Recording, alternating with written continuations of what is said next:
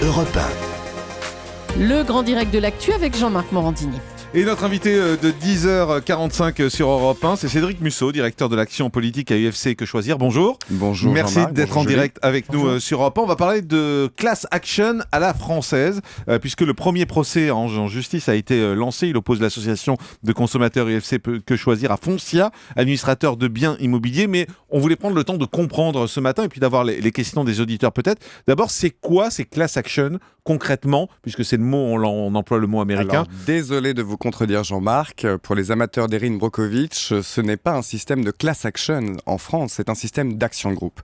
Il y a une différence fondamentale, c'est qu'aux États-Unis, la class action, elle vise autant à indemniser les victimes qu'à sanctionner l'entreprise avec des dommages et intérêts punitifs, et c'est ce qui représente justement les sommes faramineuses dont on entend parler, le procès contre les cigarettiers. En France et en Europe, parce que l'action de groupe, elle existe ailleurs en Europe, c'est... La vocation première, c'est d'indemniser les victimes de litiges de masse. Obtenir qu'en un seul procès, l'ensemble des victimes des litiges de consommation soient indemnisées. L'objectif, c'est d'éviter qu'il y ait une multitude de procès. Et quand on est sur des petites sommes... Mais c'est même pas une multitude de procès. L'objectif, c'est de réparer un déni de justice. Oui, mais ça, chacun peut le faire. Aujourd'hui, ça existe. Mais est-ce que, concrètement, parlons très concrètement, l'entente entre les opérateurs de téléphonie mobile, vous avez 20 millions d'abonnés qui ont été victimes de cette entente. Le préjudice moyen, c'était 60 €. Tout le monde est abonné, tout le monde a été victime. Qui a agi individuellement ? Personne. Et le problème, il est là. C'est que les gens n'agissent pas en justice individuellement. Pourquoi ? Il y a un obstacle psychologique, c'est complexe, on ne connaît pas ses droits, c'est long, c'est coûteux. Et c'est la raison pour laquelle, depuis plus de 30 ans, l'UFC Que Choisir réclamait cette action de groupe pour permettre qu'enfin, on mette un terme définitif à la prime à la violation de la loi. Pourquoi ? Et l'exemple concret de la première action de groupe lancée par l'UFC Que Choisir est emblématique, c'est que vous avez des préjudices individuels qui peuvent apparaître modiques. Dans l'affaire Foncia, c'est 2,30 € par mois multiplié par le nombre de mois où vous avez été locataire. Mais mis bout à bout, ce sont des bénéfices colossaux. C'est 44 millions d'euros de bénéfices frauduleux pour Foncia. Et donc l'objectif, c'est que le bénéfice frauduleux soit restitué aux victimes. On va aller au standard d'Europe 1 dans un instant, mais soyons très concrets. Qui décide de la class action ? Ce sont les associations de consommateurs ? Qui décident de l'action de groupe, ce sont effectivement les associations de consommateurs agréées comme l'UFC Que Choisir. Il y a un filtre, nous avons le monopole.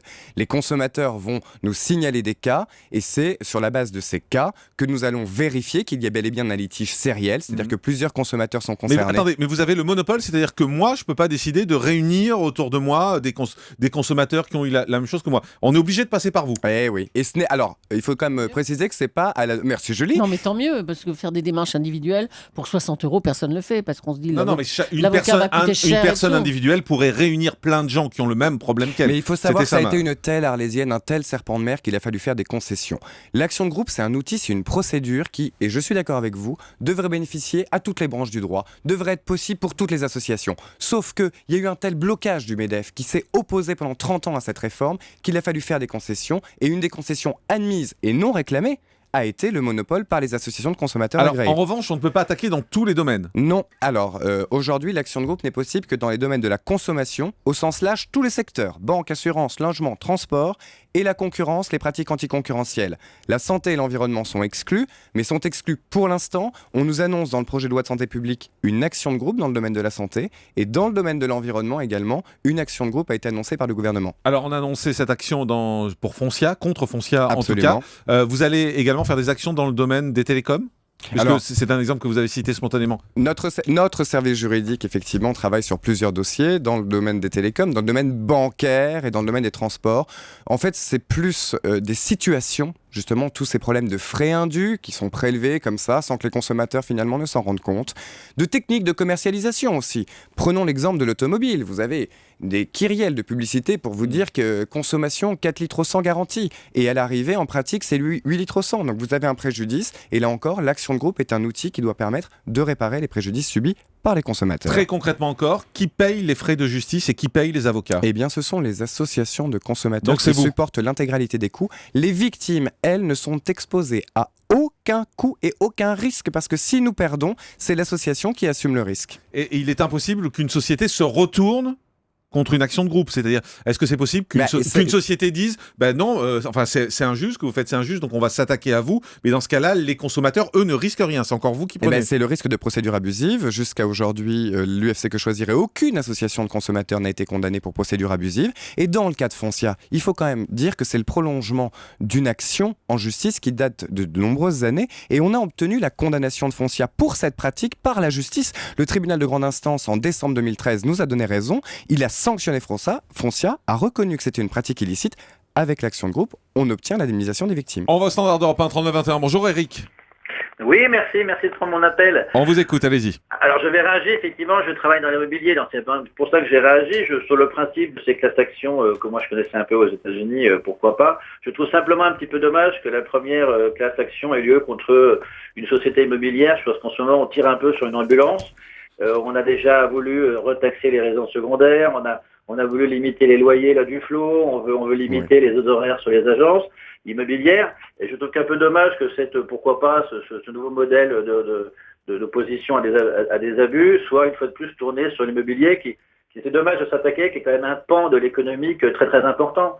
Et je trouve dommage que cette nouvelle classe action, qui doit être bien sûr faire attention à ce qu'on fait, soit pas plutôt dirigée contre des abus qu'il y a eu dans les télécoms, contre des abus qu'il y a eu dans les transports aériens, pas de la grève récemment, mais quand vous faites payer 300 € le bagage supplémentaire sans vraiment prévenir, ça c'était des abus vraiment de société low cost, et c'est un peu dommage que cette première action ait lieu une fois de plus sur l'immobilier. Alors, réponse de Cédric Musso. Réponse, Eric, elle va être très simple. Je suis d'accord avec vous qu'il ne s'agit pas de stigmatiser un secteur plutôt qu'un autre. Je vous l'ai dit à l'instant, il s'agit de s'attaquer à des pratiques illicites, illégales. En l'occurrence, la justice a reconnu que la pratique de Foncia consistant à facturer 2,30 € pour simplement vous envoyer une quittance, c'était en toute illégalité par rapport à la loi de 89. Et donc, sur cette base-là, nous avons attaqué. Maintenant, il s'agit effectivement d'attaquer à bon escient et pas de stigmatiser un secteur. Maintenant, l'immobilier, vous allez reconnaître avec moi, Eric, que c'est quand même un poste de dépenses contrainte, que 2,30 € sur 5 ans, ça représente 140 €, et qu'en période de stress pour le pouvoir d'achat, en période de crise, c'est une somme qui est non négligeable pour les consommateurs. Eric ? Sûrement, mais ce pan de l'immobilier, on pourrait tellement l'améliorer en diminuant un petit peu les droits de mutation. 7% sur tous les droits de mutation, c'est énorme. Mais les droits de mutation, ça c'est un dossier de l'UFC Que Choisir, et ça on pourrait pas en parler pendant des heures. Et effectivement, je suis d'accord avec vous que c'est un peu un scandale. Un peu dommage, c'est un pan d'économie qui est énorme, et on veut le taxer dans tous les sens, et je trouve ça dommage. Vous voyez, les temps des droits de mutation, 7%, c'est beaucoup. Mais c'est un autre débat, ça. Eric, je crois que c'est un autre débat par rapport aux actions de groupe de toute façon, mais merci de l'avoir soulevé sur Europe 1. Il faut combien de personnes pour faire une action de groupe ? Alors, il n'y a pas de nombre minimum, il en faut 2. Minimum. Ah bon ? Ah oui, mais c'est un petit groupe alors. Oui, mais ce sera la justice. La loi et le décret d'application ne définissent aucun minimum, mais ce sera le juge qui appréciera si on a un nombre minimum significatif pour pouvoir justement avancer sur l'action de groupe. Et au final, on a simplement le remboursement de ce qu'on a payé de façon indue, ou on peut avoir des dommages-intérêts ? Il n'y a pas de dommages-intérêts ? Non, c'est pas le système américain, c'est-à-dire que là, l'action de groupe, elle vise à indemniser le préjudice matériel, le préjudice économique, rien que le préjudice, mais tout le préjudice. 39-21, Pascal, bonjour. Oui, bonjour Jean-Marc, et bonjour à votre invité. Moi, j'ai juste une question très simple et une remarque très simple. Et d'ailleurs, vous l'avez dit vous-même il y a un instant. Vous dites que voilà, il suffit en gros de 2 personnes pour qu'une action de groupe puisse se mettre en place. Excusez-moi, personnellement, je trouve ça un peu ridicule, mais bref. Mais surtout, moi, j'ai surtout peur, c'est qu'il y ait des dérives, qu'il y ait des abus. J'ai l'impression que les gens se font justice eux-mêmes avec l'action de groupe. Donc, c'est-à-dire qu'aujourd'hui, on n'a plus confiance en la justice, on n'a plus confiance en qui que ce soit. Mais non, parce que ça passe par la justice, de toute façon, Pascal. Oui, mais j'ai l'impression que ce système d'action de groupe, cette manière comme ça de faire, on a l'impression qu'aujourd'hui on fait plus confiance à qui que ce soit, et du coup on se permet de former un groupe, et ça y est, c'est parti. Pardon Pascal, je comprends. Je ne suis pas en train de dire qu'on va lancer les actions de groupe avec 2 personnes, c'est parce que je dis que la loi ne définit pas de minimum. Et l'exemple Foncia, c'est 318 000 locataires victimes. Donc on parle quand même d'une échelle qui est autrement plus importante. Par rapport à ce que vous dites, se faire justice soi-même, le problème c'est qu'aujourd'hui les consommateurs ne se font pas justice eux-mêmes. Les consommateurs n'agissent pas. Et donc l'action de groupe, c'est la restauration de la justice. Merci Cédric Musso d'avoir été avec nous pour nous expliquer donc ces actions de groupe. La première, on l'a compris, était lancée contre Foncia. Et je rappelle que vous êtes directeur de l'action politique UFC Que Choisir. Le grand direct des médias, Jean-Marc Morandini.